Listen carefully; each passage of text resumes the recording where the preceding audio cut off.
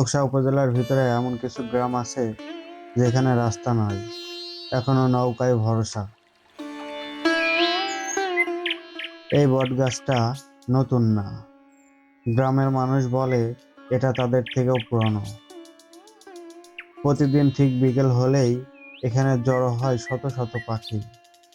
কেন আসে কেউ ঠিক বলতে পারে না।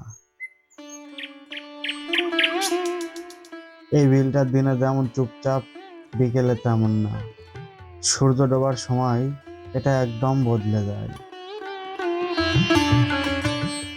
দিন শেষ হলে নৌকাগুলো ফিরে আসে, ঠিক যেমনই ফিরে আসে গ্রামের মানুষ। উপর থেকে দেখলে এই বিলটা শুধু পানি না, এটা এই গ্রামের জীবন। এমন গ্রাম বাংলাদেশে খুব বেশি নেই।